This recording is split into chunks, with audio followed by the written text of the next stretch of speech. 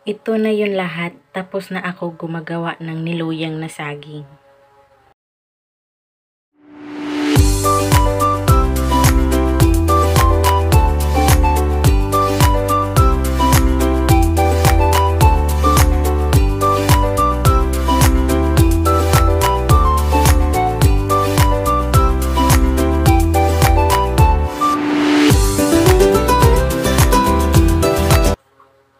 Hello beautiful people, this is Hazel, welcome to my channel. So ngayon guys ay nagbabalat ako ng saging. Nilaga na yan, luto na yan. Excuse me. Ayan. Binalatan ko kasi gagawin ko dyan ay durog-durogin. Tulad ng pagdurog niya sa puso ko. Ayoy, agoy. Joke lang. Ayan. Kung sa durugin yan, pero hindi ko yan dinurog. Ko lang yan. Ginamitan ko lang yan ng grater. Para, try lang kung anong result ba. Ayan. Mga lang yan. Mga 10 pieces lang yan.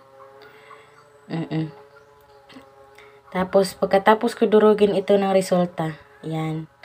Yan na yung resulta ko. Nilipat ko ng ibang lagayan kasi, maliit lang yung isa.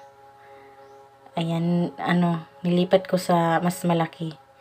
Ayan, tapos nilagyan ko yan ng nilagyan ko yan ng asukal. Ayan, minikos-mikos ko na. Agoy. Ayan, minikos-mikos yan.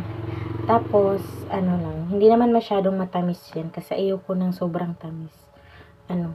Nakaka-diabetes yan. Charot.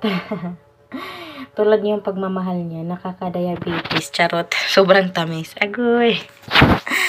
Ay, naku, ayan. Yan yung, tinatry ko lang yan ng ganyan. Kung anong, kung maganda ba, okay naman. Saging pa rin. Ayan. Ginaganyan ko lang yan. Wala kasi akong dyan, Ako lang mag-isa. Ayan. Pagkatapos ko na ganyan, ito na yung result, Yan yung result na.